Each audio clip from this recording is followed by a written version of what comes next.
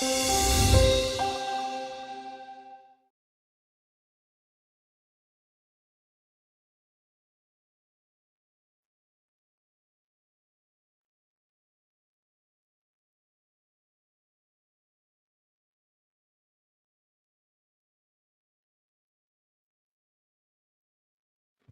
afternoon, everyone.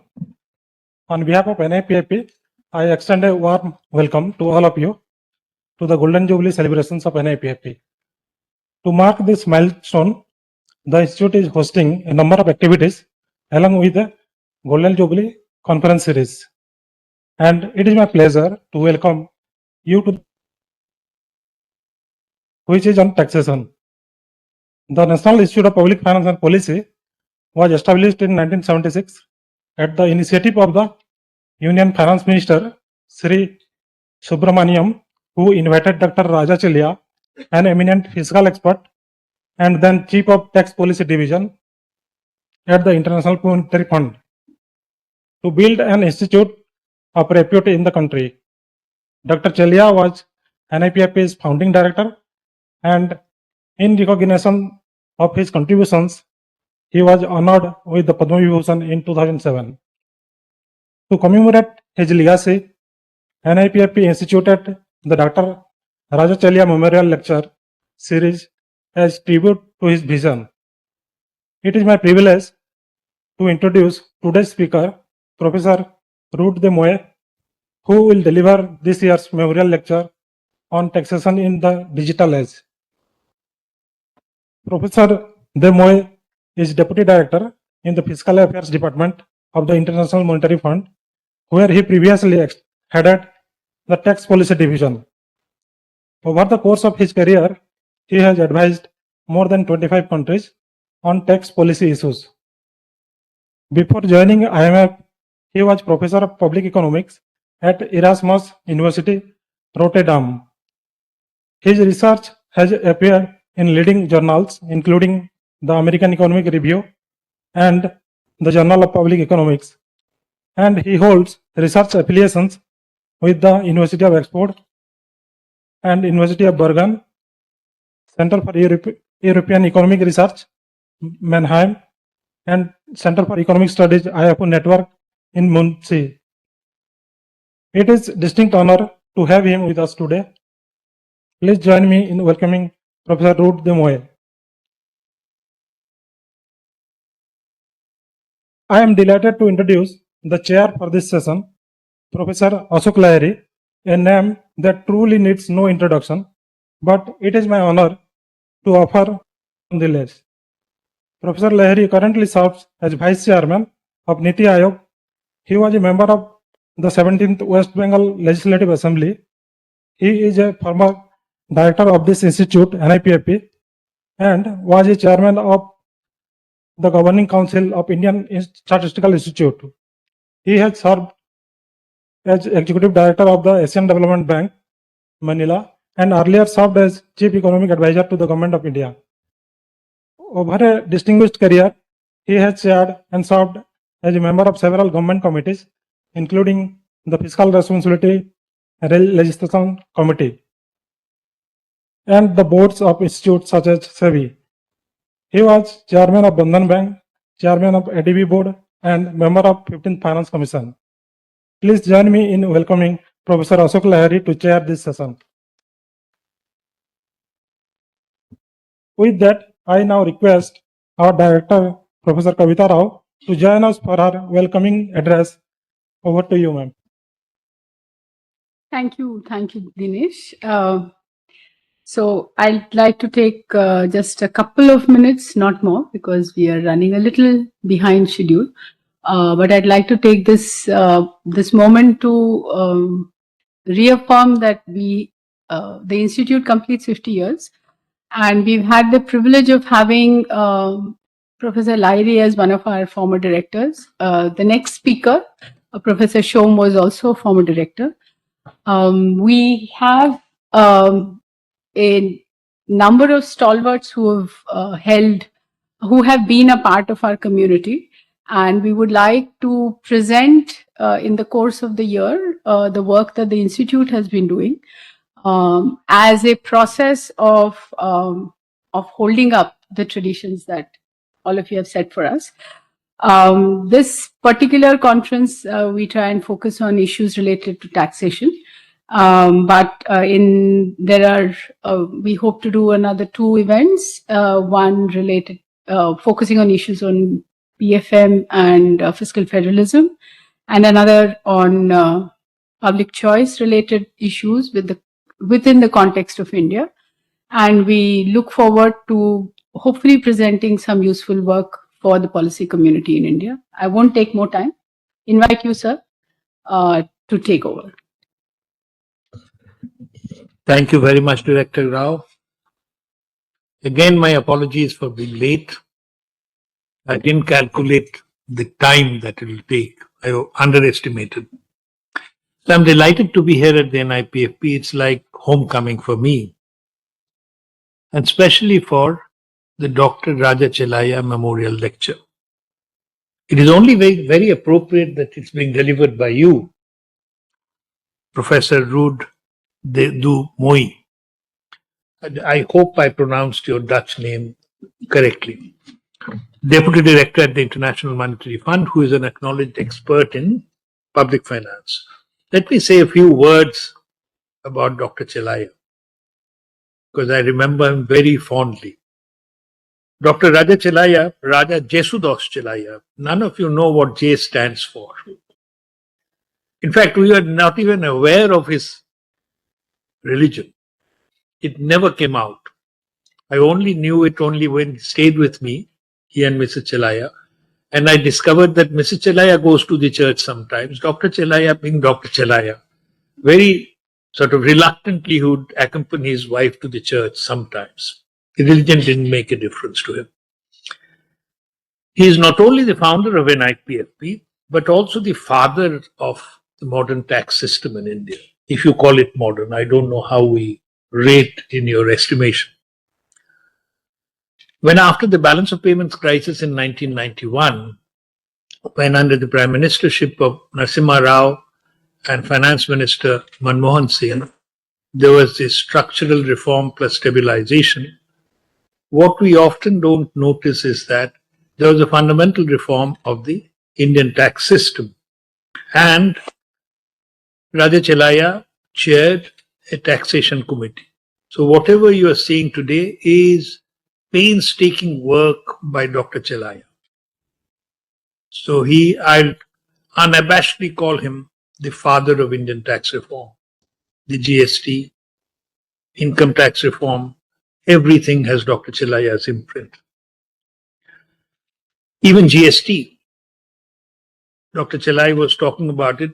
He was not shouting from rooftops, but he was working diligently with his army at NIPFP, very ably assisted. I've had the privilege of working at NIPFP for a little less than 5 years, and I'm aware of the rich intellectual tradition that Dr. Chelliah left behind. I think Dr. Chelliah imprinted his ideology or work habits, how to look at things rationally in the NIPFP's DNA. And I'm proud to say, present company excluded, his successors have carried the work on. And I hope all of you will do that. Today's topic is also welcome because the focus, more often than not, is on government expenditure, what the government should spend on. More on education, more on health, more on defense, everything more. No one talks about taxation. So I'm looking forward to listening to you, what can be done. If I have anything to say, I'll say that at the end. All I'll say is that in the digital age, with digitalization, I realize that digitization and digitalization are two different things. We often forget that one is digitization, the other is use of that digitized data for several purposes. Now, this digitalization has created opportunities as well as challenges. I'm sure Dr. Mooij, you will be talking about both. So without further ado, I'll tell you, I've got a very keen audience. They know about taxation and they're eager to listen to you. Thank you very much. Over to you, Dr. Mooij.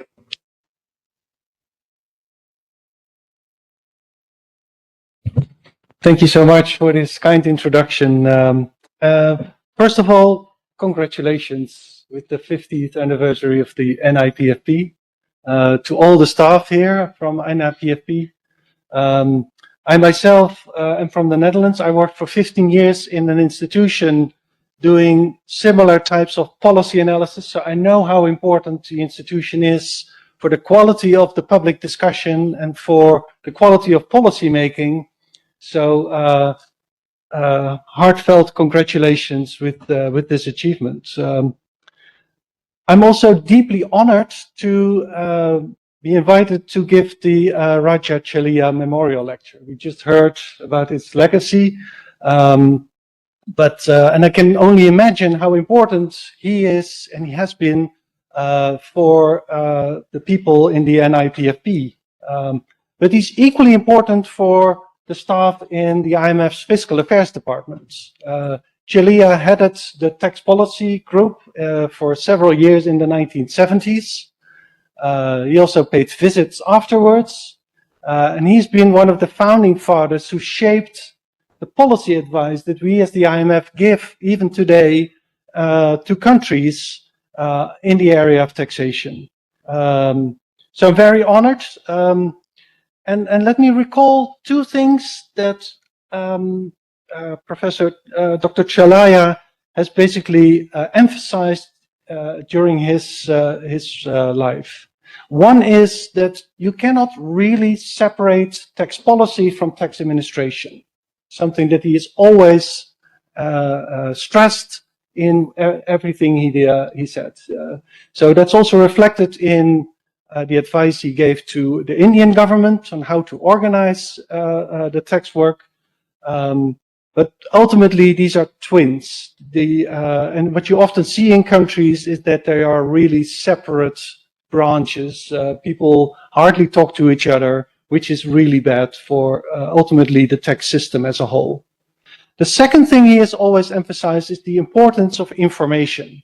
Information is everything for taxation and for properly implementing taxation.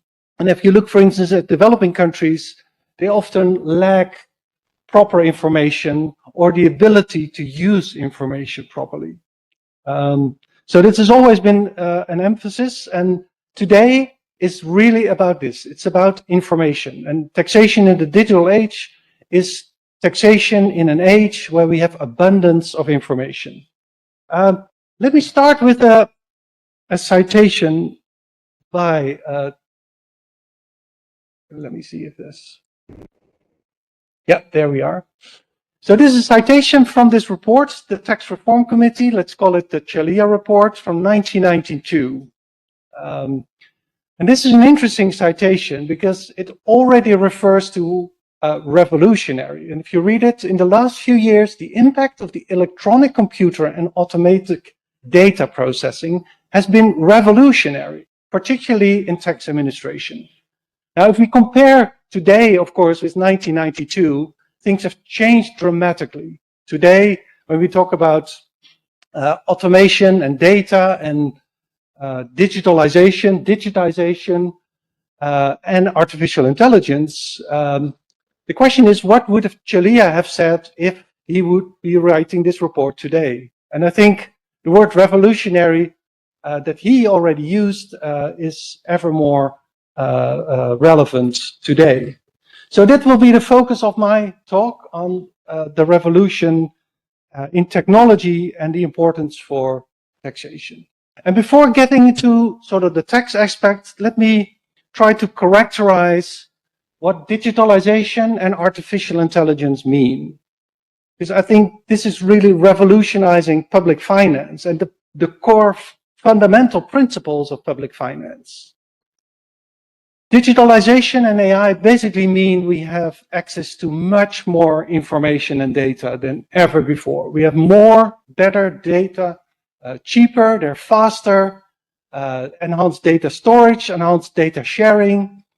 And because of AI, we can also use that information. We can even use unstructured data for useful purposes.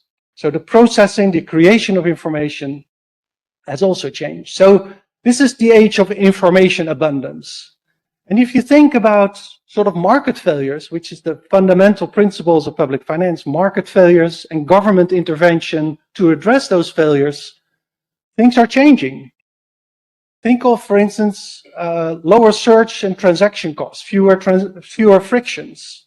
Well, if you think about the theory of the firm, firms exist, according to Coase, because there are high transaction costs if every individual is working separately and then try to sort of have contracts among them to produce things. It's much more efficient to have a firm because of the high transaction costs. Now, what happens if transaction costs decline? This may change the theory of the firm.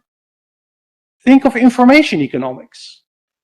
So we know from information economics there is imperfect information, there is incomplete information, there's asymmetric information, all giving rise to market failures, like moral hazard, adverse selection, and so on. Now, if that changes, this information changes, this may also change these market failures.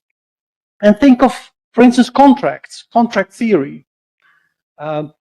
With limited information, we rely on a lot of implicit contracts to organize our things. But if we can verify much better the actions people take, we can have more complete contracts or smart contracts and so on. So this allows for changes in basically the fundamentals of public finance. But it can also create new market failures. Think, for instance, of overabundance of information. An example is, for instance, if at the IMF we post a vacancy these days, the number of applicants is tenfold of what we received a few years ago. And if you look at the letters that we used to use to distinguish different applicants, these letters are all the same because they are made by AI. So it's very hard to distinguish different people that apply for jobs. So this creates more sort of transaction cost in a sense. Also, information can be used asymmetrically for strategic purposes. If you can exclude others from using the information, then you can use it to gain market power. Or there's risk of misinformation, privacy concern, scarcity of human verification that can all lead to new market failures. So that's on the very micro principles. Now, this can also have profound implications for how the economy functions, basically the macroeconomic implications. And here I list a few implications for markets and for governments. Now, markets, you can have changes in product markets, for instance, market concentration or market fragmentation. We'll discuss this. I'm going to use this framework for discussing the tax implications. So product market is one, labor market implications, job displacement, job augmentation, financial markets, new forms of money, basically, externalities or also missing markets can be affected, and of course, government operations themselves. So this is the structure I'm going to use. And think about how taxation is affected. So this information about, we used to think of taxation in a world with restricted information. And if you look at optimal tax theory, it's full of information constraints that drives sort of your optimal tax results.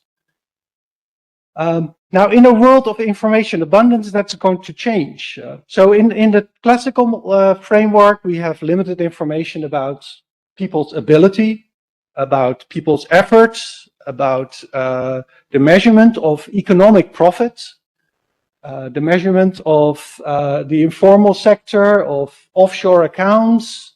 So there's all these limitations of information. Then we try to find the best policy mix, personal income tax, corporate income tax, the GST or VAT, and then sort of we have the best possible mix of that is most desirable in terms of efficiency, equity, and enforceability. But in the new world, this may be entirely different. So how how will that look like? And what is already happening with respect to implementation and policy design in these areas? So this is basically my structure. I have these 10 areas that I'm going to discuss. Depending on time, I may skip one or two, but this is basically the various implications of the new technologies and how they affect taxation. So I'm going to discuss first the product markets. Let's start with the first one, which is big tech, the large technology companies. So you see here on the left, Apple, Microsoft, Amazon, Nvidia, Alphabet, they're all part of what in the US is called the Magnificent Seven. So these are really large companies, and they have grown tremendously in a short period of time. And the pictures here on the right show this. For instance, the first picture on the top shows for the top 10 US tech companies, what is their market capitalization in 2015 and what it was in June 2026. So it used to be 2.5 trillion for these 10 largest. It has grown tenfold in the last 10 years. So 26 trillion US dollars is market capitalization of the top 10 US companies. And these top 10 is listed on the bottom. So you see Nvidia is almost 5 trillion. There's 8 that are above 1 trillion. So these are really, really big companies. Now, market capitalization reflects the net present value of the expected cash flow in the future. So basically, the market expects a very high cash flow in the future, a very high, probably largely economic rents, economic profits. And these economic profits arise because of various reasons. So there can be network externalities. Companies can exploit excludability of information, so they have collected information that they keep for themselves to monetize with their business models. There can be increasing returns, the very high fixed cost, low marginal cost in production. This leads to markets that are sort of characterized by winner takes all with very high profits. Maybe it's not all pure profits. It can also be sort of quasi rents from investments in R&D and innovation. But there's also an important portion of economic profits. So that's big tech. Now, high profits, but in fact, their taxation is usually not very high. If you look at, for instance, a few of those tech companies, the Magnificent Seven, on average, they pay between 10 and 12% average tax in the last few years. So it's relatively low taxation compared to other companies. Now, why is that? Well, one reason is these companies spend a lot on R&D, and R&D is tax preferred. So that's a genuine reason for paying low tax, right? And if you compare it, for instance, an average company in the US spends 3 to 4% of its investment on R&D. Big tech, so the Magnificent Seven, spends about 20% on R&D. But there's also these startups like OpenAI and Anthropic. They spend 70% of their investment on R&D. So these are basically innovation hubs. And of course, that has an implication for their tax liability. But there's other reasons too. If you have so many intangibles and you shift your intangibles to low tax jurisdictions, you can reduce your tax bill. That's the profit shifting. There's also tax competition. So, for instance, US states compete for attracting data centers. So they offer very generous treatment for data centers. And India has recently also introduced a tax holiday for data centers until 2047. So this also reduces, of course, the tax burden for these tech giants. But how to effectively tax those rents? If we do want to tax those rents, if we think they should be taxed in the future, we need to have a system in place that does that.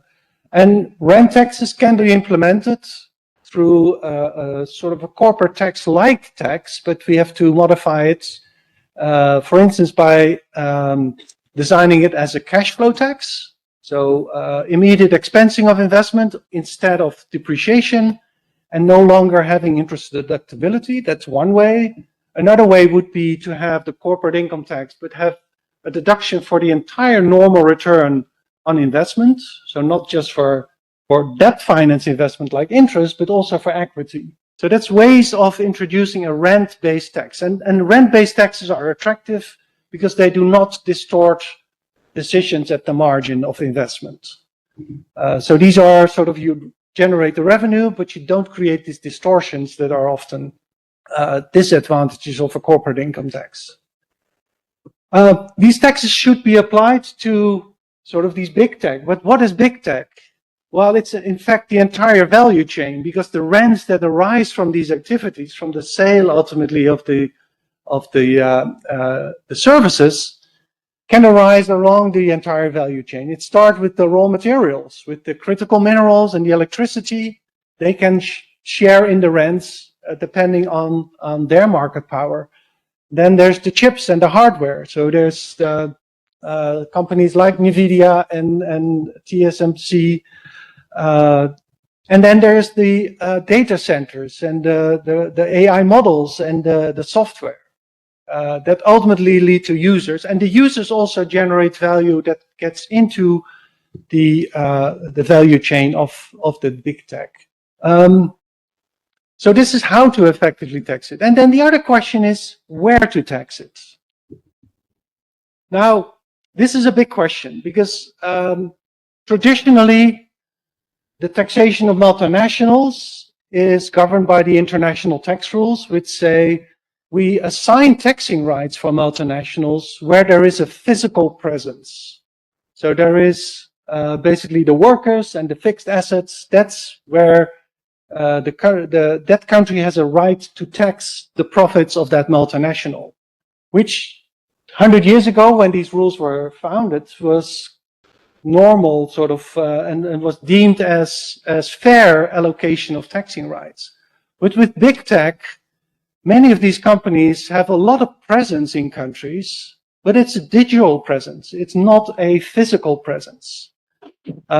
So this has led to sort of discomfort with a lot of countries about the current allocation of taxing right, the current international tax rules, because it blurs, in a sense, the distinction between what is source, which is the physical presence, and the destination, which also depends on the digital presence. So there's two issues. So sales without physical presence, and that's in particular relevant because the physical presence of these companies is so concentrated in a few countries, mainly in the US. And the table here shows for the top 100 tech companies, how many are based in different regions of the world. And more than half of them are based in the US. So there's the 26 trillion of market capitalization of the top 10. Europe has only 6. China has 16. India has 3. So it's very concentrated basically in the US. But there's in China there's some big tech as well. The other issue here is, so there's sales without physical presence.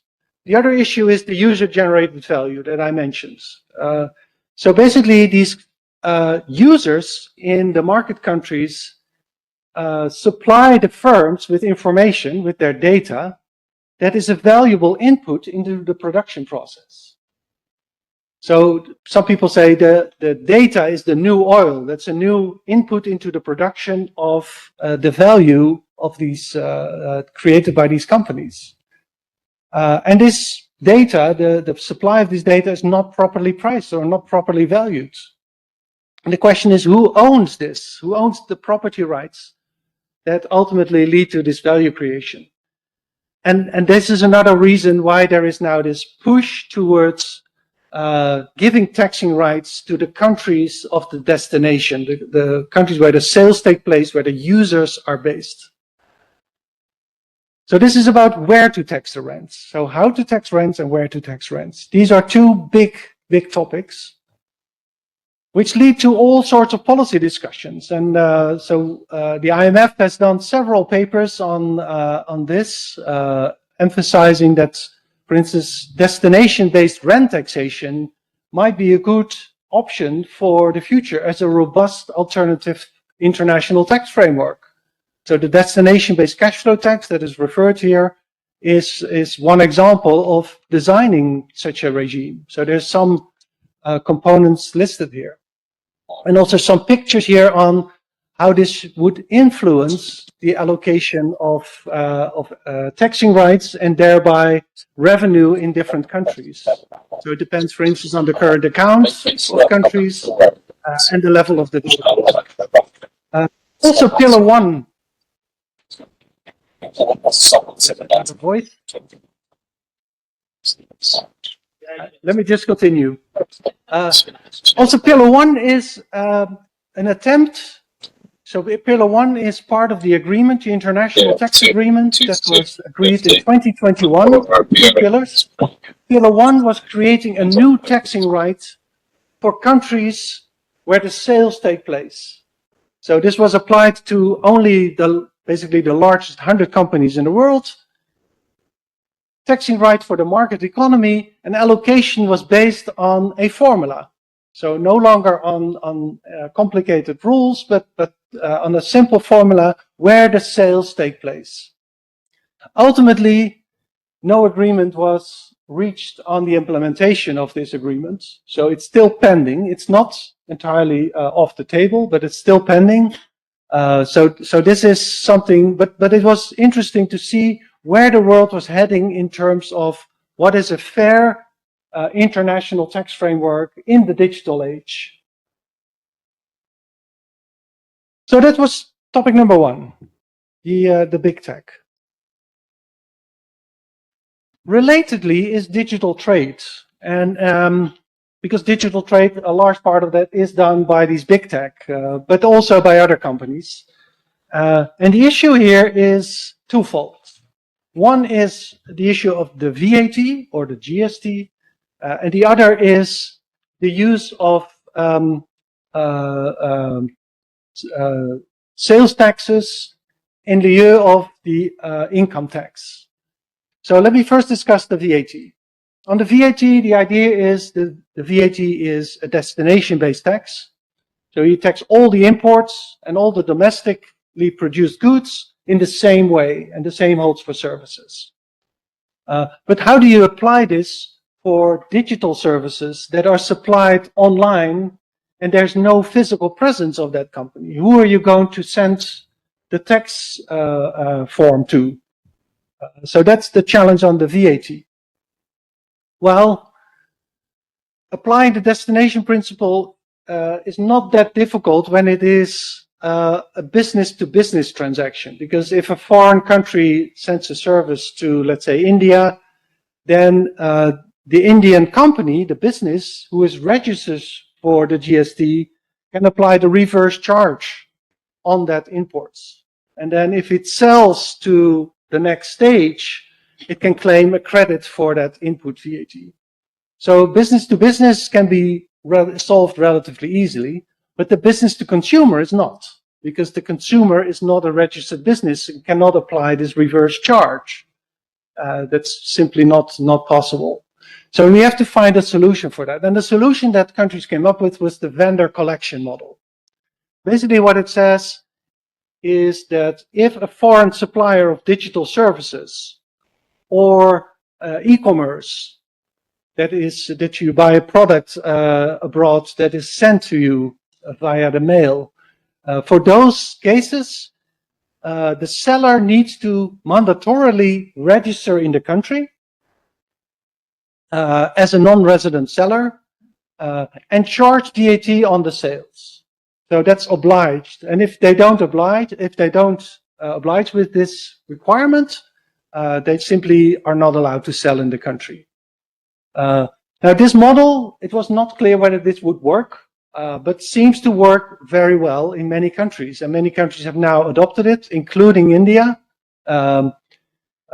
One thing is that compared to the normal VAT, where you can always claim input credits for the VAT already paid, this is not allowed for these online sellers, because they have no operations in the country So it's very unlikely that they have any credits to use. So it's a very simple way of applying the destination principle. But this equalizes, this levels the playing field for the VAT between online sellers from abroad and the domestic sellers. And here's some revenue estimates of the application of the vendor collection model for different countries from a study we did a few years ago. The other dimension is using sales taxes, like digital service taxes, in lieu of the income tax. So we know that there's no agreement in Pillar 1 on the allocation of taxing rights for these multinationals. And as long as there's no agreement, countries feel that they are deprived from the ability to tax income from these large multinationals that operate digitally in their economies.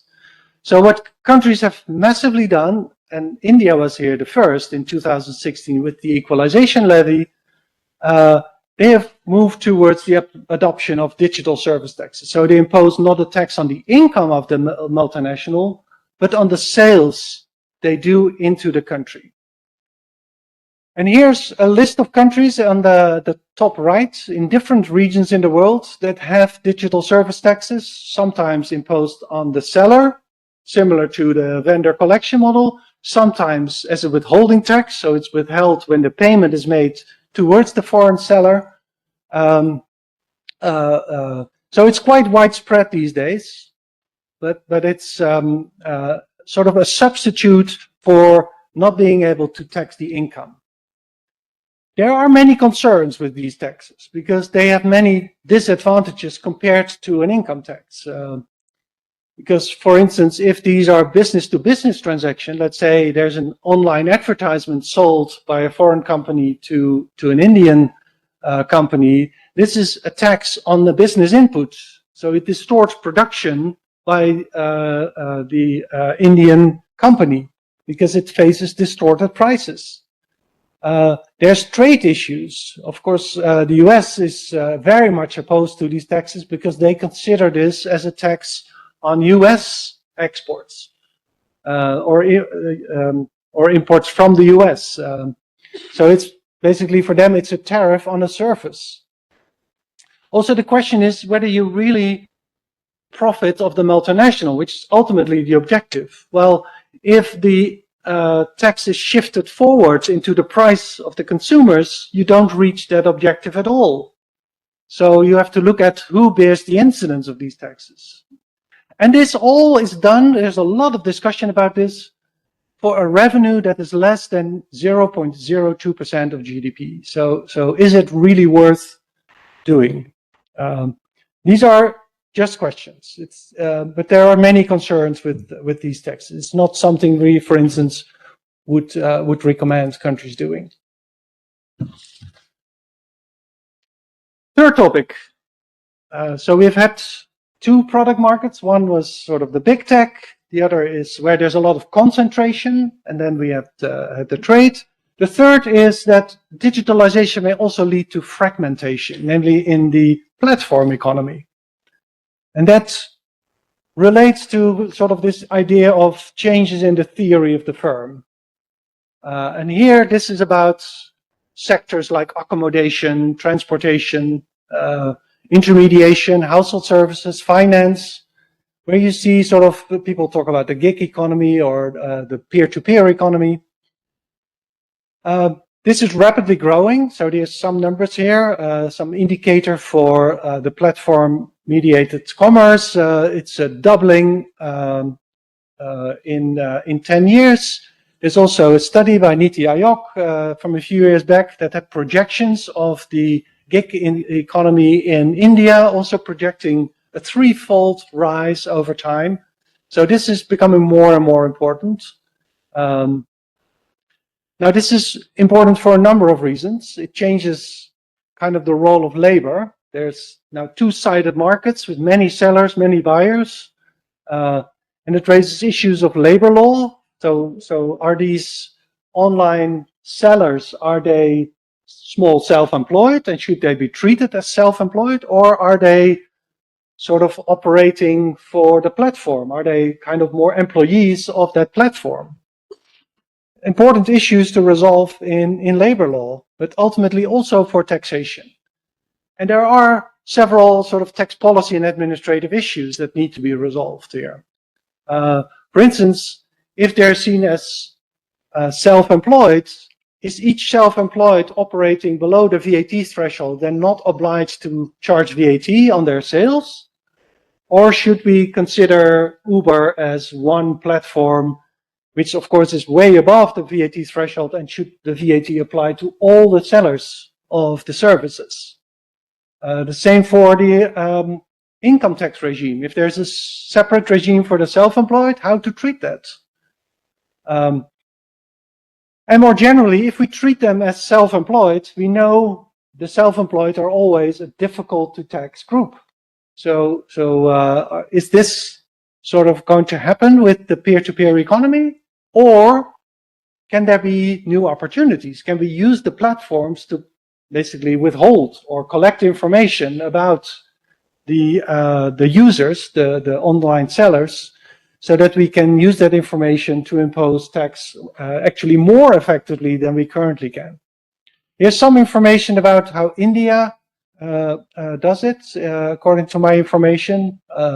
So it basically has resolved many of the issues. It even has a withholding tax. It's not a final tax, but it's an initial withholding tax, and it uses the third-party information from the platform sellers.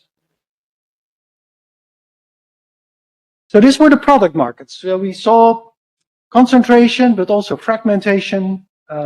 Let's now move to labor markets. And I'm going to focus on AI and robots. Here is a nice picture of what is happening with AI. There's a lot of uncertainty in AI, but if you listen to sort of, let's say, the San Francisco people, then we know that AI is going much faster than we had anticipated a few years ago. They had all these projections in the past when super intelligence would be achieved, and they said, well, maybe that could even be as fast as 15 to 20 years. Well, now people think that super intelligence is around the corner. Super intelligence means machines smarter than people. So they can outperform intellectual human tasks. Could be intellectual tasks, but it could even, if you combine it with robots, could even be physical tasks.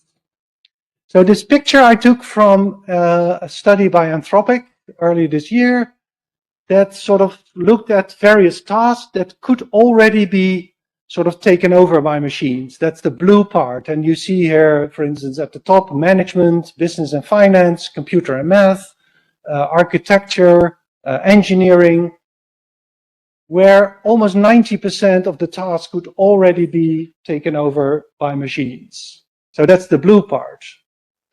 But what is interesting is to look at the red part. How much is actually being adopted by companies already in terms of, and that's much less. So there's a lot of potential, but it's not entirely adopted.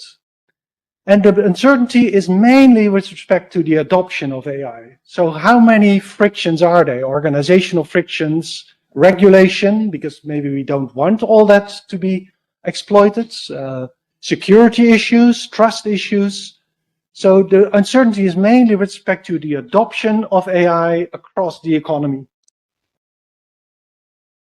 But that's a big uncertainty. So you can think of scenarios where there is sort of a business as usual, very slow adoption, but you can also think of scenarios where there is a very rapid adoption of AI with massive implications potentially for labor markets, in particular job displacement. People fear that jobs will be taken over by machines.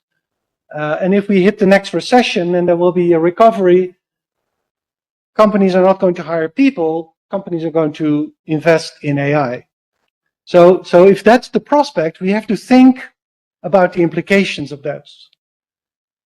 Now, what are the implications for taxation? Well, if you look at popular blogs or websites and so on, you see a lot of ideas wild ideas about taxing AI. Basically, for these two purposes: mitigate displacement of labor, so to slow down the labor disruptions, but also as a source of revenue in an economy where labor is displaced, so you no longer have many employees paying taxes. So where should the taxes come from? They say, well, you should tax the AI. So it's twofold, two purposes: revenue raising and addressing the disruption.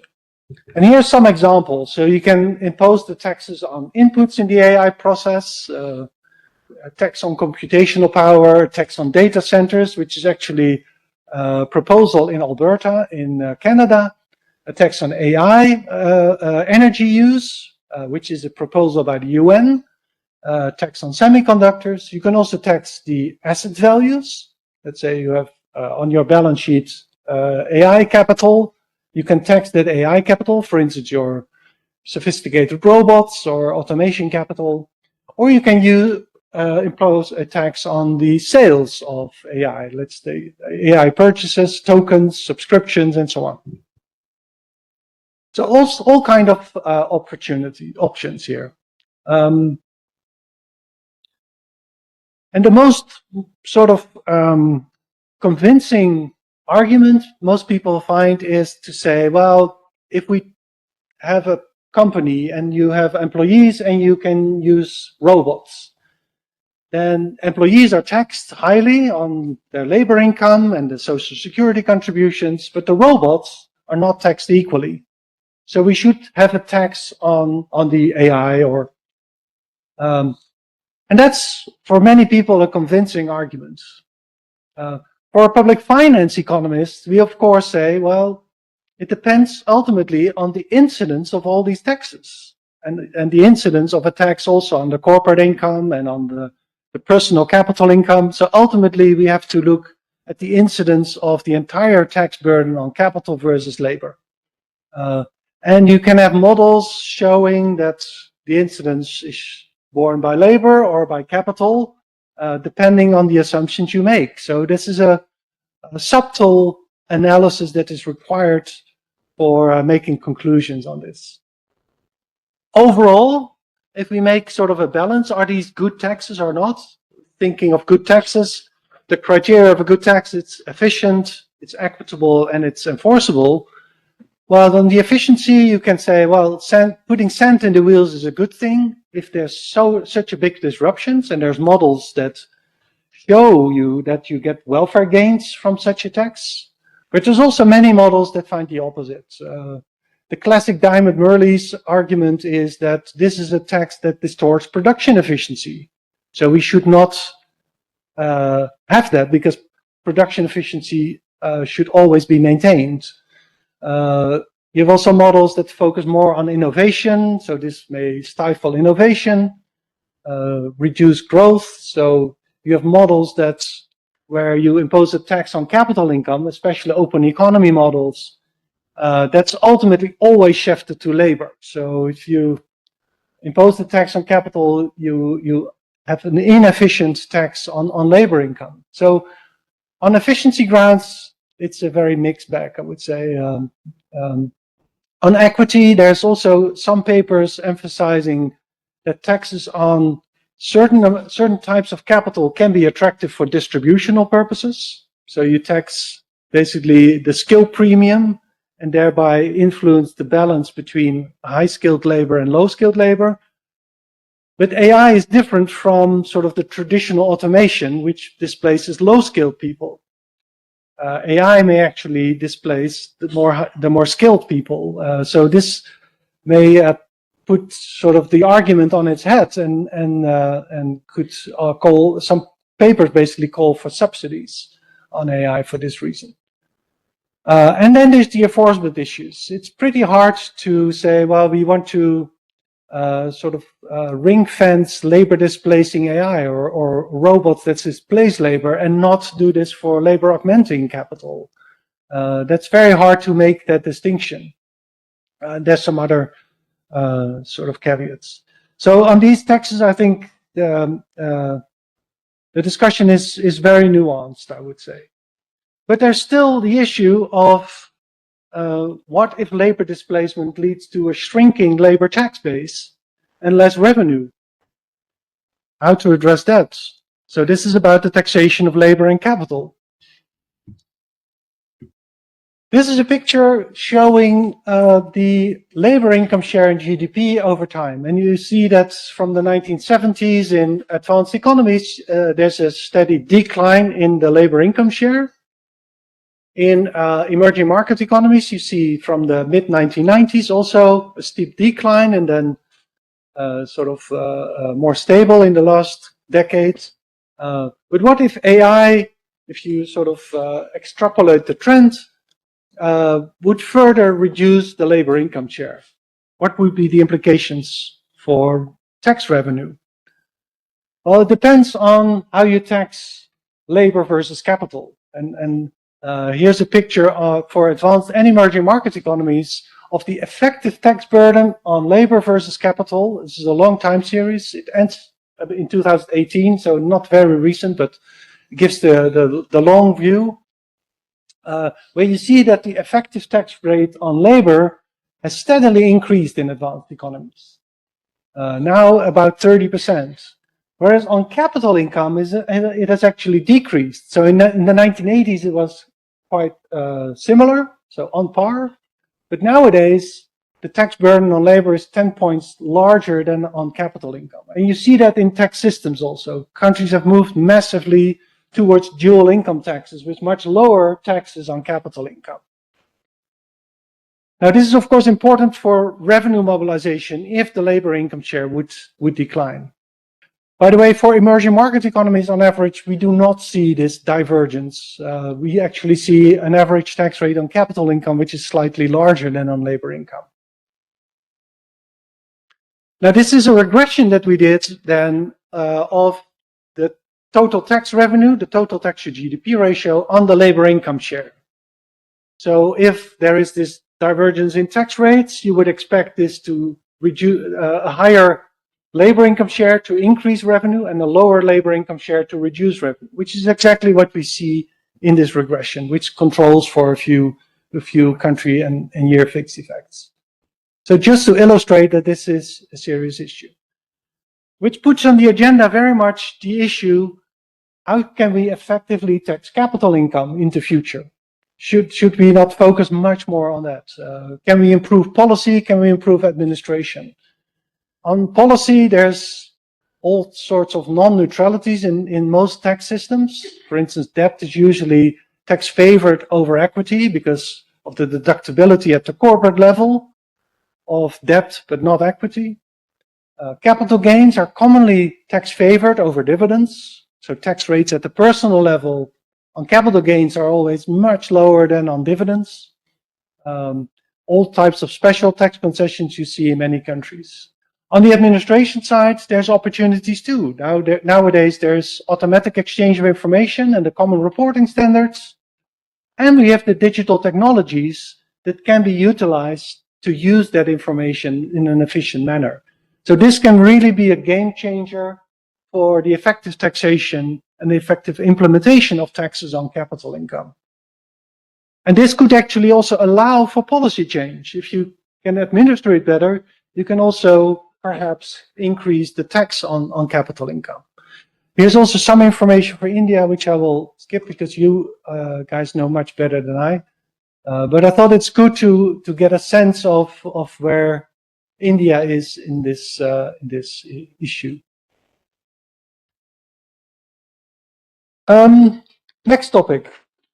Topic number 6. We go to the financial markets. So we've had the product markets, we have had the labor markets. We now move to the financial markets. So let's start with crypto. On each of these topics, by the way, there's a bunch of papers by IMF, by me or colleagues. So on this, we did a paper in 2023 on the taxation of crypto. Cryptocurrencies are vastly increasing. There are now almost more than 9,000 different coins around that are active. Bitcoin remains by far the most important. So it's more than 50% of the value is still determined by Bitcoin. 10 to 15% is stable coins. Most of the trade is actually not on the blockchain. It's not peer-to-peer, which was the original idea. Most of the trade these days is through centralized exchanges. So if you and I want to buy Bitcoin, we go to a centralized exchange. We're not going to trade on the Bitcoin and on the blockchain itself. It has grown enormously. It's popular in Asia, for instance, India, in terms of the absolute amount. There's of course large population, but the absolute amount is the largest in the world. Not per capita, but in total. The global market capitalization is between 3.5 and 4.2 trillion, which already illustrates the volatility that there is in the value of these coins. That's about 2 to 3% of the value of the stock market. So this gives a little perspective of the size. It's still small relative to the stock market. It's highly volatile, as I said. So this picture here on the bottom is the value of Bitcoin over time, and you see this huge variation. If 5 years ago, one Bitcoin was 40,000, last year it was 120,000, so that's triple. But today it's 64,000, so it's basically halved compared to last year. So this huge variation, which is important also for taxation. So what are the tax issues, in particular tax policy issues? Well, when it comes to Bitcoin, one issue is, what is a Bitcoin? If you buy a Bitcoin, is that seen as a currency, or is that seen as an asset, a property, an intangible property? So how do you view cryptocurrency or crypto assets? So you have to specify that, because tax systems usually have a different treatment of currency versus assets.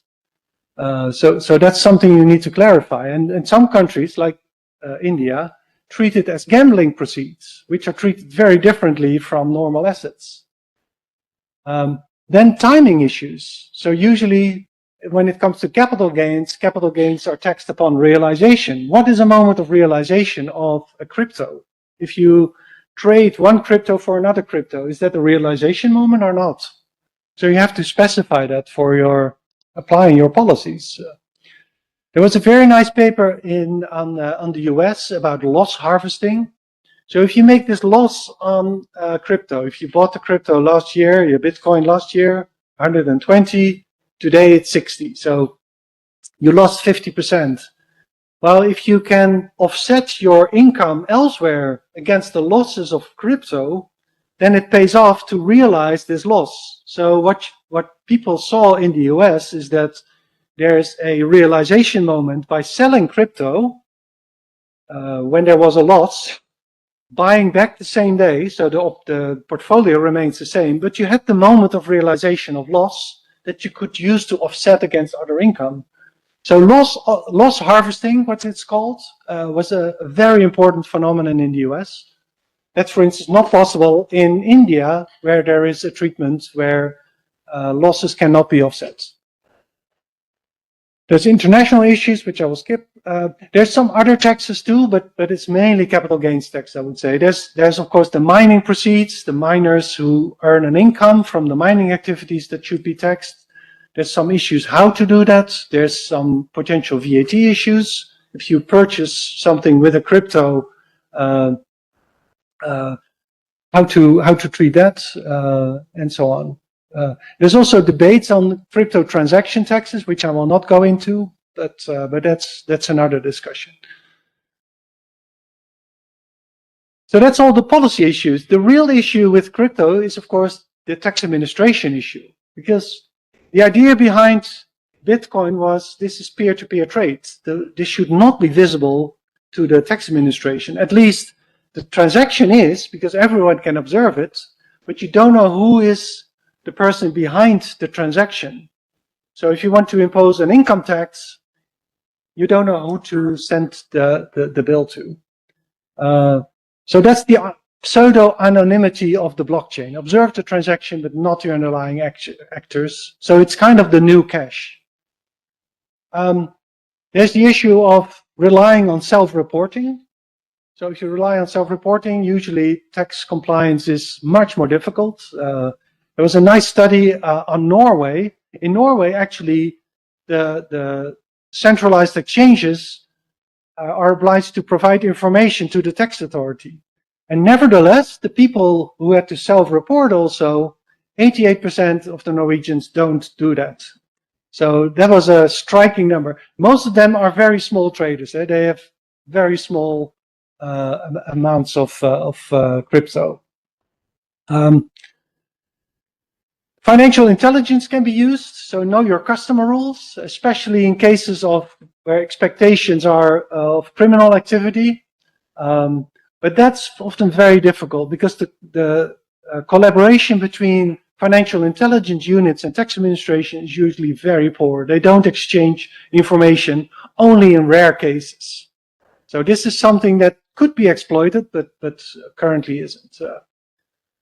But crypto offers opportunities too. Again, like with the platforms, the centralized issuers and the centralized exchanges can be used as information providers or withholding agents.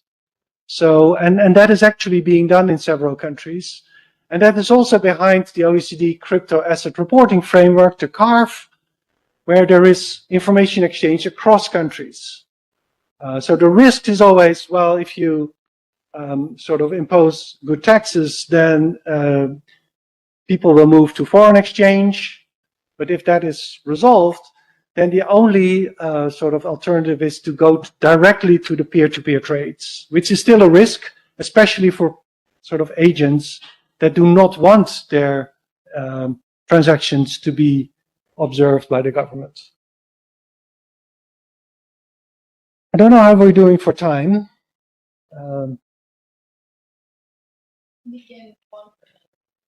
Okay, 10 minutes. Okay. Mobile money, I'll be very brief. I will need some time for the last two topics. So on this, I will be very brief. This is something that has become very popular in Africa. So mobile money has grown enormously. So for mobile money, it's basically on your phone, you have a wallet and you can receive and pay through the wallet. You don't need internet access for that. You just need a phone. So in Africa, explosive growth of this, which has basically allowed people, the unbanked population in Africa, to have access to an online way of payment and receipt of payments. So it's kind of financial inclusion, and it also facilitates tax payments. So people really now pay with their phone and also receive transfers with their phone. But governments thought, well, it's easy to observe. So this is a nice tax handle. Let's impose a tax on mobile money transactions, which have been massively done. There are now 15 African countries that have a tax on mobile money transactions. Usually rates are low. It's like Cameroon at 0.2% transaction tax on mobile money transactions. But still, it's if you do many transactions, it can add up to quite a lot, especially for people who don't have much. Some countries actually have much higher rates, so we go all the way up to 3%, which is really a lot. So it's an easy tax handle, but what are the implications? Well, the social cost of these taxes can be quite large because they're both inefficient and regressive. Inefficient, this is results from a study we did on the impact of the introduction of this tax in Cameroon, and we used other countries as control variables, and it shows that this leads to a huge substitution away from the use of mobile money payments, either towards cash payments, that's what the poor do, or to banking payments, it's what the rich people do. And it appears that especially the shift towards bank payments is large. So the rich people basically avoid paying the tax by shifting towards the alternative means, namely the bank payments. And it's the poor people that still pay a large share of them still pay the tax. Some of them use cash, but others use pay the tax. So the burden basically disproportionately falls on them. So this is not generally a recommended policy. Corrective tax, I'm going to skip this for the sake of time. This is, I have the example of energy demand. There's a huge amount of energy used by AI, by the data centers, but also by crypto. Certain forms of crypto require massive amounts of energy. If the energy or the electricity is not properly priced, so the emissions, then there's potentially a reason to price them separately through a tax. But I want to discuss briefly tax administration and tax policy. So we've now discussed sort of markets, product markets, labor markets, financial markets, the missing markets. This is more about government. So the new technologies revolutionize what governments can do. This is about revenue administration operations. So digitalization, this is a big topic. I only cover this in a few minutes, but this is about electronic registration, filing, payments, pre-filled returns, enhanced taxpayer services, which facilitate voluntary compliance. This is something which many countries have made huge progress on, including India. I think India is one of the front runners here, but very important for governments, in particular for improving compliance, also electronic fiscal devices, e-invoicing, and so on. Studies have shown significant impacts on revenue mobilization of this. And now the discussion is more about advanced forms of automation. So a lot about data analytics. So using all this information for finding risk profiling or identifying which taxpayers to audit more thoroughly. So there's machine learning, cloud computing, AI, that are all sort of more at the frontier of revenue administration.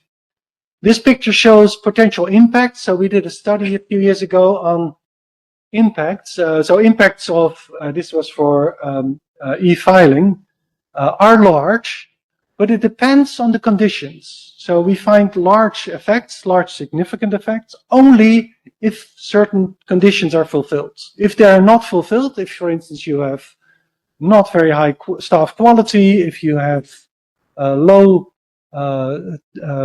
small number of staff with a certain tenure or staff degrees, or if you have low ICT expenditures or low governance, then we do not find this significant impact. So it also shows that digitalization only works if you fulfill certain preconditions.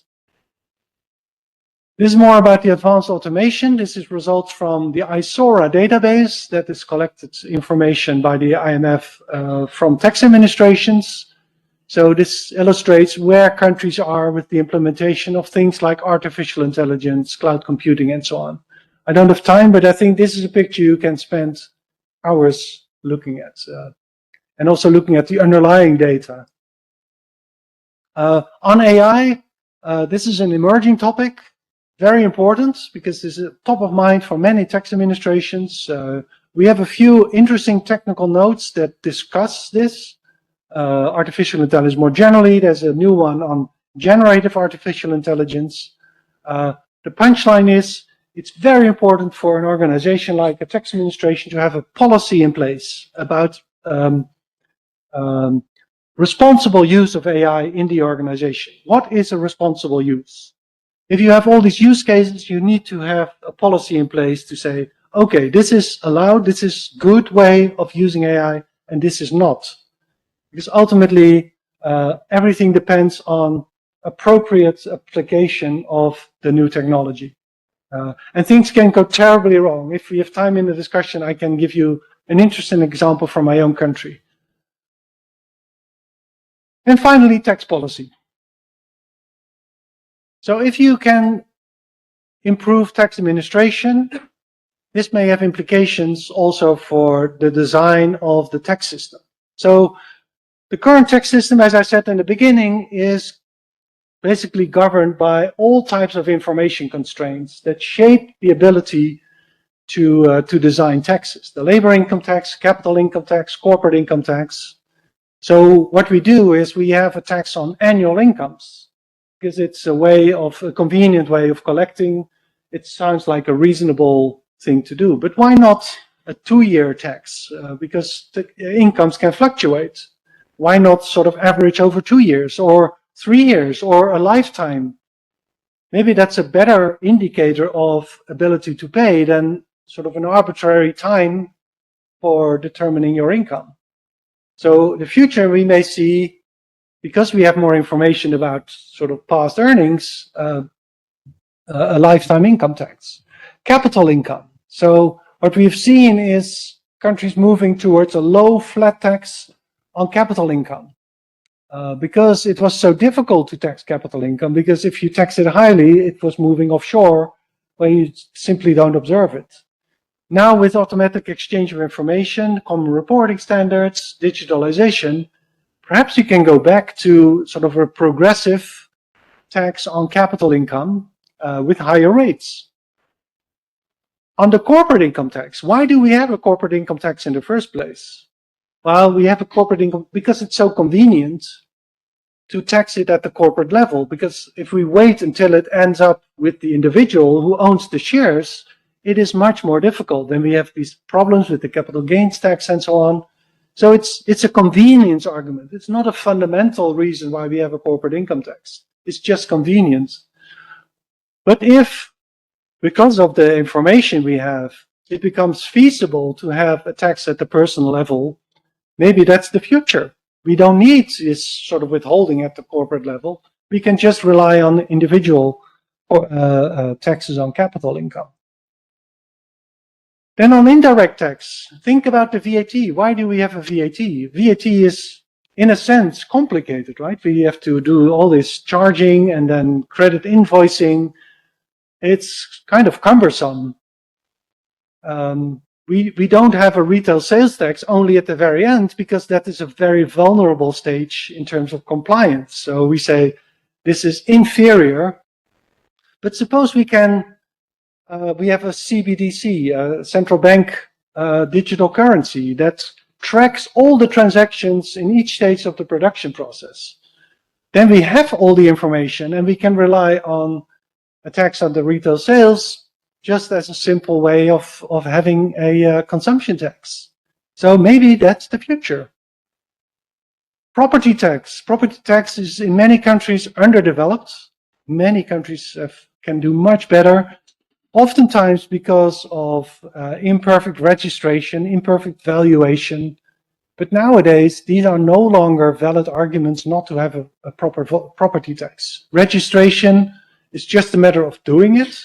You can have satellite imagery to make a good start. You know all the properties in the country, then you have to link it to who owns it. And then there is mass valuation methods using AI that can help you implement a property tax. So the technical, there's no longer technical issues. Maybe there's political, but that's another discussion. And then transaction taxes. Many countries have a lot of taxes because they're easy tax handles, like the example of the mobile money tax. Maybe that's no longer needed. Also in developing countries, you can rely on the more efficient taxes if you have the information available to implement it. So that's it. Just to sum up. So this is about the new technologies, digital technologies, the digital era, and taxation. It changes product, labor, and financial markets and market failures. It changes the fiscal operations. The short-term dues are effectively tax rents. And of course, there's the international dimension that needs to be resolved, but taxing rents is generally a good thing. We should probably make improvements in taxing capital gains more effectively, which has been an issue in the past. Implementation of the VAT on digital services is important, what many countries have done. Using platforms and using crypto intermediaries to collect or report tax. And use digitalization and AI to empower tax administrations better. The do nots include all these types of transaction taxes. It's very appealing to see these sort of new transactions and you think, well, maybe that's another interesting source of tax, a tax on digital services, robots, AI, mobile money, cryptocurrencies, transactions. These are generally distortionary taxes. We no longer need those in an AI-powered world. In the long term, there's these opportunities to really fundamentally reform taxes and rethink the design of personal, corporate, VAT, and property tax. This requires a lot of research. I don't think the economics profession, the public finance profession has even made a start on this, but that's just, I think, the future.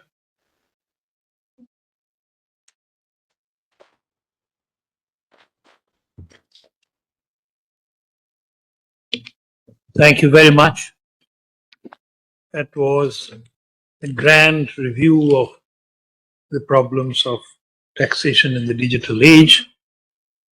Rather than abusing my power, I'll keep my questions at the last. I'll open it up, or there are some known experts. It's who's who of public finance here. So the floor is open for questions and comments. Akhilesh, here is the tax man of the past.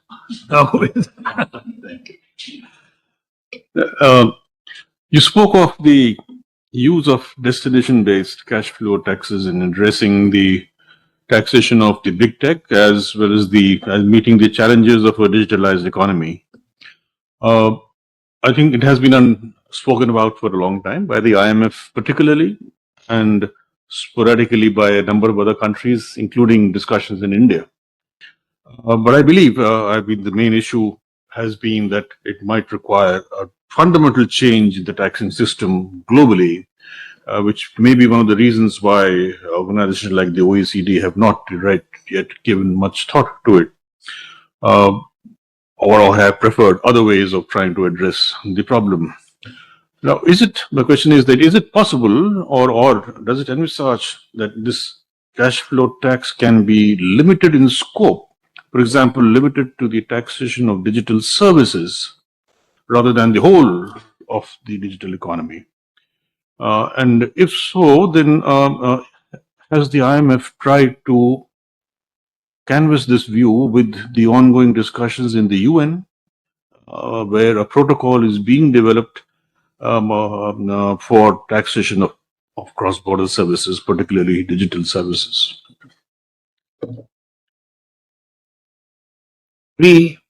Professor Mooij will collect some questions and then let you answer.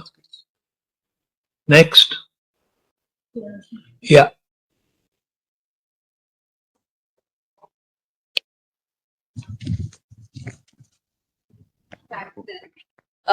There's a path forward, but in the IMF, have you ever looked at what happens to prices when corporate tax changes are introduced? So in fact, they are passed on as well.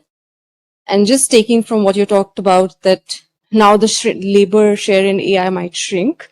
So essentially, profit margins will be really high, and it's almost close to taxing the turnover.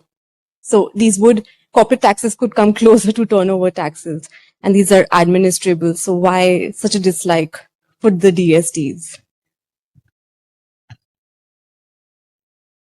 Next. Yeah, please.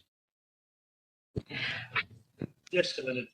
And then after. Yeah. Sort of following further on the same line, how does one sort of differentiate between rents and profits when one is trying to design a tax regime to be implemented in administrative form? So conceptually, as economists, we differentiate, but practically, how would you differentiate between rents and normal profits? And therefore, how do you design it? Yeah. Sir, I wanted to ask about this property tax. We don't have property tax in India, and We do. well, insignificant, I would say. Now, there are some proposals about having some kind of property tax after giving, fairly large exemptions. but there's a fear that rich people might leave the country in that case. So, I mean, what is your take about implementing an effective property tax or property inheritance tax in a country like India? Thank you. At the tail of it, let me add my two questions. Okay. You have talked about the opportunities and threats. Now, one opportunity that I noticed, tomorrow is the last date for filing our income tax returns for salaried employees. So I had to do that also. And what I noticed is that the government knows many things which they ask from me, because the bank account, my permanent account number, my PAN number, my bank accounts, my Aadhaar card, everything is related. So they know every rupee that I spent. So the form that I get, I was just thinking, for ease of compliance, why don't you pre-populate it? Now, I don't sort of venture to give a recommendation because there are pros and cons. Particularly what struck me is that if the government pre-populate it, then I'll just sign and say, you gave me that number, and I signed it. But actually I have some income which has not been caught here. But are there countries where the income tax form is available pre-populated by the government? That's my question. I believe there may be one or two, including in North Europe, which does that. I may be wrong. The second is reading about artificial intelligence and so on.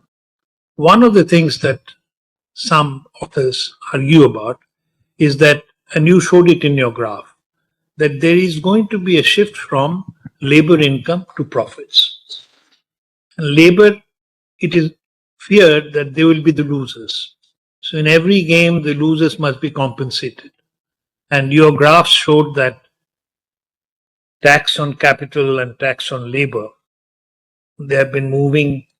Even in developed countries, they're coming closer and closer, though tax on capital is higher in developing countries. In developed countries, it's lower.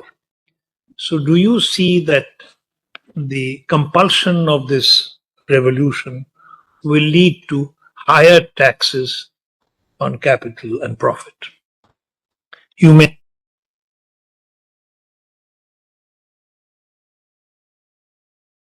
Very good.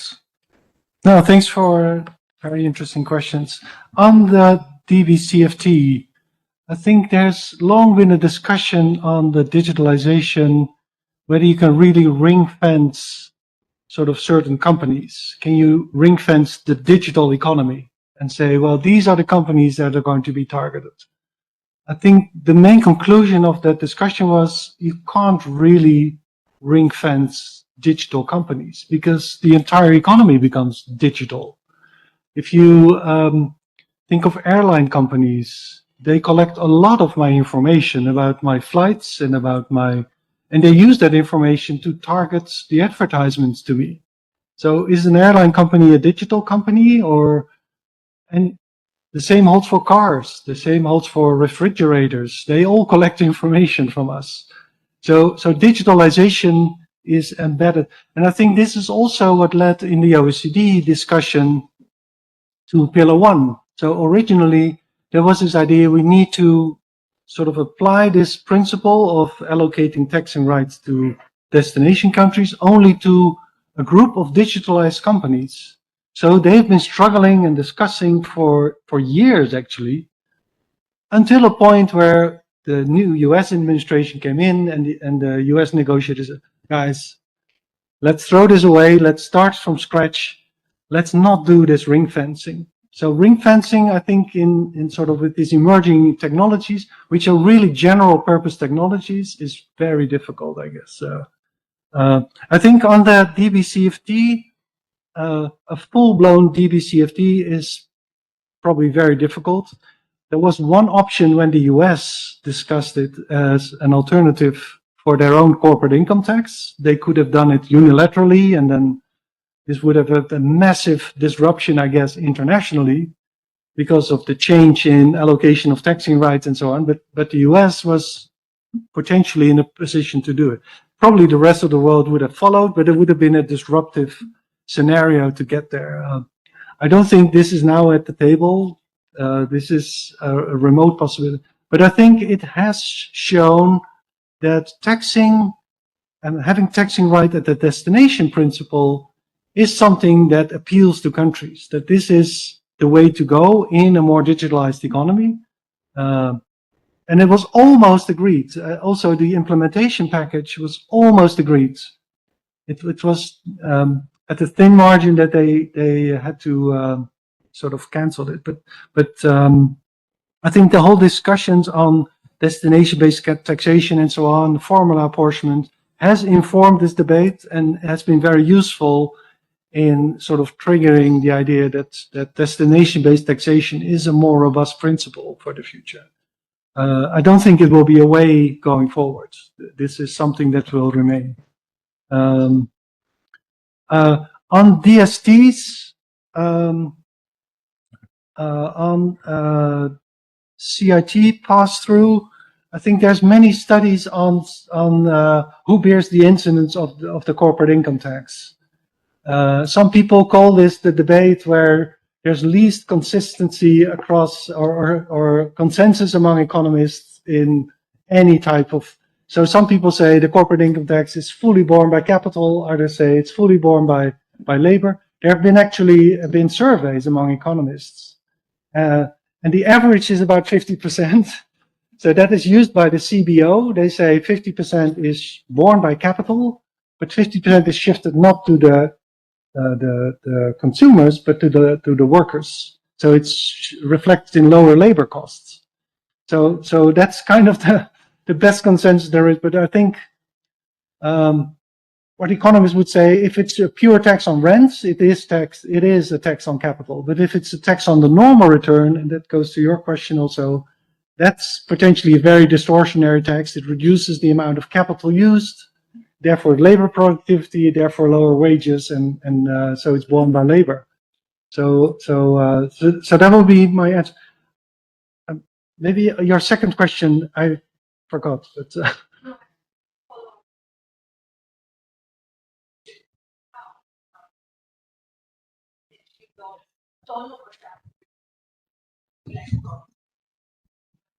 Yeah. No, there are potential possibilities where the turnover tax is borne. So ultimately, this is an empirical question. There are some studies now coming out on the incidence of the DST. There was one study on the UK, for instance, where they looked at Amazon. So people use Amazon for two reasons. One is buying products from Amazon itself, but also Amazon used as a platform between other sellers and buyers. For those, there is a digital service tax. What you see is that Amazon itself passes on the tax to the users of the platform entirely. So Amazon itself doesn't pay any of the tax, but the users shift forward a portion of that tax to the consumers ultimately. So that is not a full pass-through. It's between like 50 to 70% or so. But I think these are things that can inform these decisions on the how to distinguish rents from the normal return. This is a very difficult question. How to precisely do. So there's these regimes, the corporate tax regimes, where you say, well, let's give a deduction for the normal return to capital or the normal return to equity. So the allowance for corporate equity and so on. And the question is always, what is the right return that you should give a relief to? And there's always pragmatic ways of doing it, but the question is that the right way? Is that the precise determination of the normal return? There's some theoretical papers that say this should be the risk-free return. So it should not sort of offset, because the benefit of having this deduction is in principle not uncertain for the future, so it should be risk-free. But there are specific circumstances under which you may not be able to utilize the allowance in the future. So if there's a bankruptcy risk, you do want to sort of take that into account. So this is the academic debate. I think in practice, countries have basically said, well, let's use the 10-year government bond rate plus a markup of 3%, for instance. So Italy has used it, Belgium has used it. So these are the type of, but we know that this is not precise. Another way of implementing a rent-based tax is, of course, the cash flow tax. So you don't need that information. It's then implicit that you only tax the rents. But with the yeah, that's the pure profits that is taxed. But if you look at the margin of the new investment that just breaks even, that is not affected by the tax. So we know this from sort of the first order condition. But for that, you need to have a system where there's no interest deductibility. And no country has ever dared to have a system where they abolish interest deductibility, because for international reasons, this is very difficult. Property tax, I think, well, yeah, people may move, but the property does not. So ultimately, taxing the property is probably the most efficient tax, especially a land tax. A land tax would be the ideal non-distortionary tax. Of course, the improvements, they may change with a high tax, but people think that property tax is close to an ideal tax. I think the real problem with the property tax is political, then it's not economic. It's not technical. I think countries can use much more for the property tax than they do. Pre-populated tax returns, I think, I'm looking at Supriyo, who is our guru in the tax administration, who knows about I think many countries are nowadays use pre-population of tax returns. But I may add, and I would speak more about that maybe tomorrow, but we are really coming back a full circle historically, because people may remember that before self-assessment, there was official assessment, where there was all the information available was made available to the tax administration, and then they would make an assessment.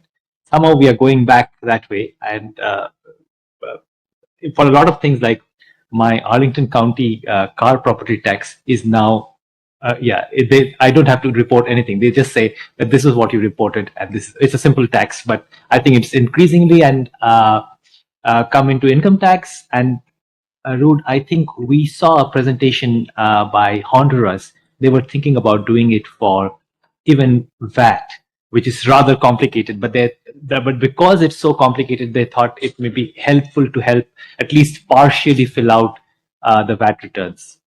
But I think that because of so much of information, it's really the way to go, probably moving forward. Thank you for asking me. And on the last question on AI, I think there's huge uncertainty on the implications of AI also for the labor markets. So the labor displacement, some people also think that this will not happen, that the new jobs will be created. Some people say, well, this may be a temporary thing. There may be some disruption because things go so fast, but whether this is a permanent change in sort of employment remains to be seen. Maybe new jobs will be created sufficiently, but people need to have the new skills, and that takes time. I do think that it is warranted. There's already a big discussion on capital income taxation for various reasons: rising inequality, better ability to enforce taxes on capital income than in the past.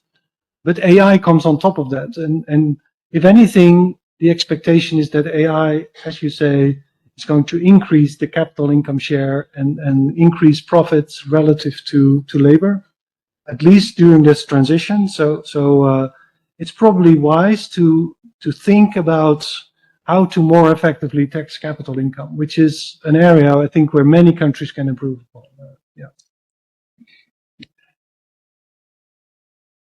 Go for the second round. Dr. Mandal. Dr.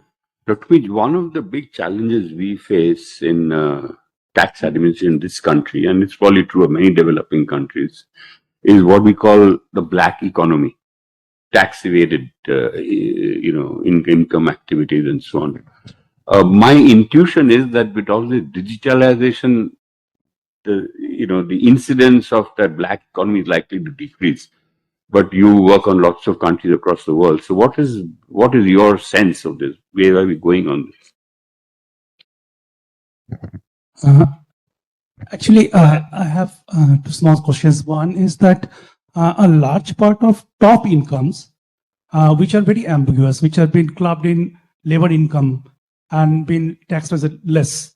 So, what is the scope for because they cannot be taxed as a capital income because they're not profit. Rent is we think it, but it is not also like that. Cannot be classified as a rent. So, how to handle this problem? Top income. And regarding the property tax, I have a question that out of the most of the properties household, which is a 60% of the wealth, is very equally distributed. So what is this scope for equity? Next. Yeah. Oh. Go ahead. Either of you. It doesn't matter sequence. Thank you. Thank you very much. My question is a little bit in broader sense. One way is that we are going to face lots of challenges in revenue mobilization side of the budget. Take example of our dependence on consumption taxes is almost 2/3 of total tax GDP ratio.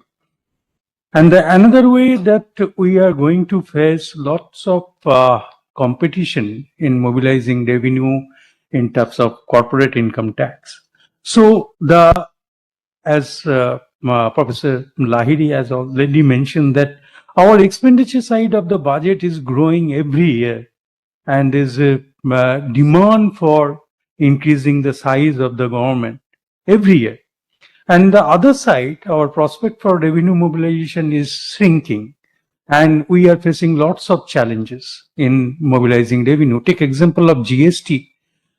After the GST also, after all kind of digitalization, all these things, capturing the value addition and the taxes beyond first point sales is still a problem. Even all the taxes, and every day we heard of tax evasion. So as a policymaker and IMF, how do you think that what are the ways that India has in the coming years that we can go out and increase the size of the government? So one interesting thing about anything digital is that it tends to compress a lot of functions together. And from the perspective of tax administration, maybe authorities are not comfortable or they do not have the capacity to maybe enact broader regulations or rules. And hence maybe tax policy becomes a sort of instrument which is performing multiple functions, especially if it is, say, punitive or excessive. So have you seen examples of this in the digital realm globally, and what would you suggest?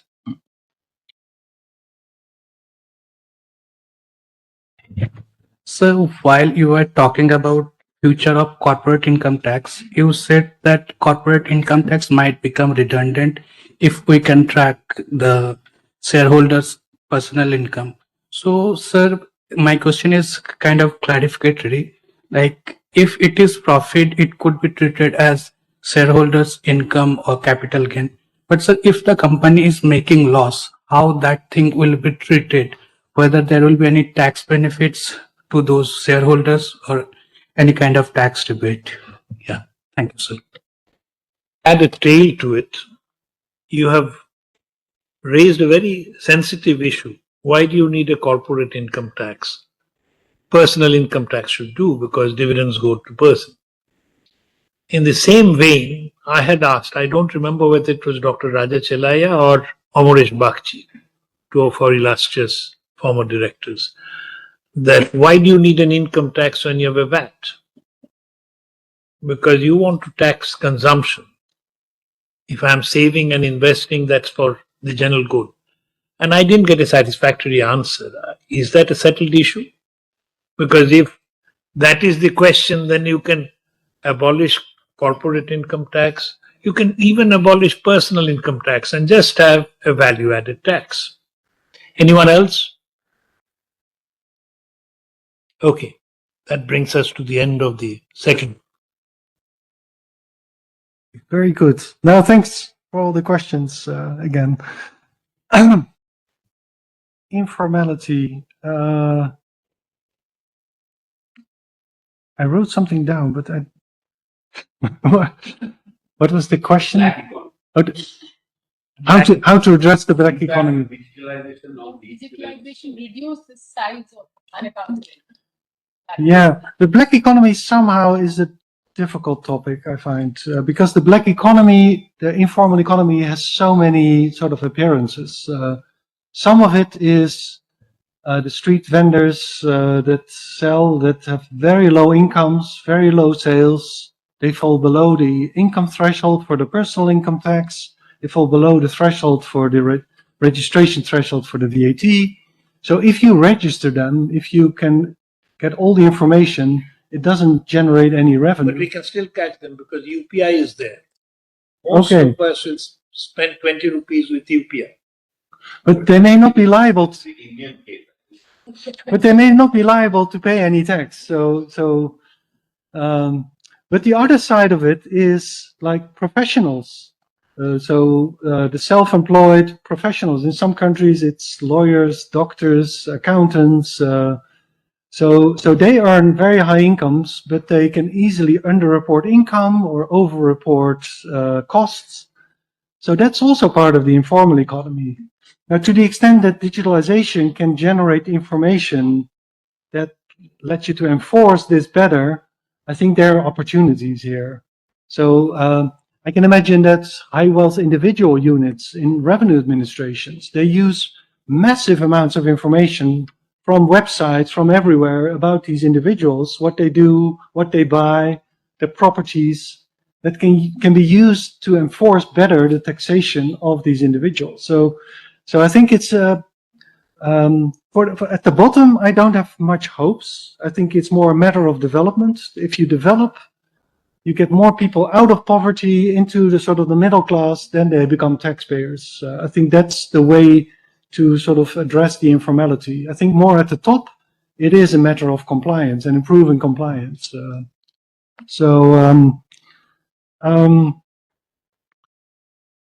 The tax handle at the top.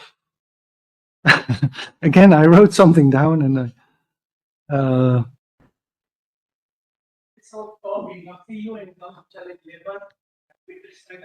yeah, all right, yeah. So I think one stylized fact in many countries is that top incomes is usually not labor incomes. So at the 0.01% in the US, for instance, earn like 70% is capital gains. And many of these people have unrealized capital gains because you can postpone paying your tax. And many people postpone forever, right? They never pay tax. So this is how they reduce their tax liability. So it's basically exploiting the opportunities from low capital gains taxation. I think when it comes to labor, some people have high labor income, but it's not the majority of the top incomes. So yeah, top incomes, it's either capital gains or entrepreneurial income. So these professionals, so it's very important to have dedicated enforcement efforts and also good policies for addressing those issues. Then on property tax, is the property tax an equitable tax if a lot of people own properties? I think in general, the property tax is relatively, it's more progressive. People with very low, and you can also make it more progressive. You can say, well, the first portion of the sort of wealth, the household wealth is untaxed, but above a certain level, we impose the property tax. So you can design it in ways that is more progressive. One argument against the progressivity is that if you use it, the revenue from a property tax in proportion with all kind of public services, local public services, in proportion to the value of the properties, then it's like a benefit tax. It's not progressive, but you receive what you pay, basically. There's these two aspects, but I think you can design it in ways that is progressive. The question on domestic revenue mobilization, what are the options for India to mobilize more revenue? Because as you say, many countries have spending pressures for all types of reasons, development spending, there's needs for climate adaptation investment, there's a lot of pressures on spending. So how to get the revenue to do that? If you look at many countries, we've done sort of estimations of how much can countries potentially mobilize to realize their potential revenue. So is there opportunities technically to do so? And it's basically very simple regressions. You estimate basically your revenue, your control for your income per capita, your economic structure, your institutions. So you control for that, and then you look at the best performing country. So that's what you call the frontier, and that's your sort of your tax potential. If you do that for India, you find a tax potential of around 22%. So if India wants to replicate the best performing country, it is possible to increase from 17, let's say, to 22, 5 percentage points. Now, how to do that? So what are the options? Well, there may be options in the general sales tax, which has 4 different rates. It has all types of exemptions, which you can reform technically. I'm not talking politically. The personal income tax, there may be options in the capital gains is taxed it's lighter than dividend tax. So maybe there's options there. There's maybe options in the enforcement of the self-employed, the professionals. There's maybe opportunities with respect to tax expenditures in the personal income. I think personal income tax for India is very important. You grow very fast. You create a larger middle class. This is where the personal income tax comes in. I think over the last 10 years, personal income tax has risen from 2 to 3%. So that's a trend that is ongoing. So investing in the personal income tax is important. Corporate income tax is declining, but the rate has declined. I think your rate is competitive internationally. It's about the average in the world. There may be opportunities for base broadening. There's some tax incentives maybe that can be reconsidered, but maybe 3% of GDP is about sort of, it's probably a bit above average. I think in the property tax, there's opportunities. There's maybe opportunity, we talked about the congestion charge, maybe environmental taxes more generally is an opportunity. So maybe everything adding up could lead to 5 points, which is huge. I think over time in India, you have seen a gradual increase. 10 years ago, the tax to GDP ratio was about 15, 16. Now it's 17. So you have shown that the country is able to mobilize more. And but yeah, it requires much more analysis to find the right sort of reforms that could achieve this. Tax punitive. I don't remember the question. That was your question. Yes. Oh, yeah. Yeah, in terms of in the absence of say broader regulation for a new type of technology or service, and tax policy act as some first measure, and maybe people might take. Yeah. So it's the choice between doing tax or regulation, and well, my sense is that tax can work, especially sort of for if there is as a regulatory measure, right? Can work if there is this massive change that you want to sort of steer. If it is more, regulation is much better if there's targeted forms of, let's say, AI or the technology that you would like to prevent. Tax is very blunt usually because it affects everything and everyone. So if everything and everyone is behaving in a way that is bad and you want to regulate it, then tax can be considered. If it's very targeted, like with AI, all these technologies has all these implications. If you want to regulate certain aspects, regulation is the way to do it. It's not taxation because it's way too blunt. So that would be sort of my general principle to this.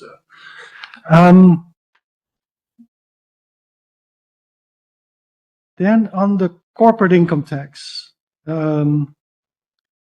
so can we apply this when there are losses? So in principle, that's already an issue with the corporate income tax itself, how to treat losses.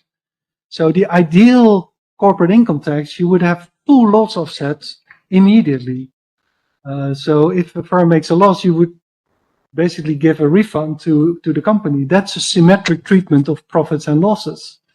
That's never done. So there is already imperfect loss treatment within the corporations.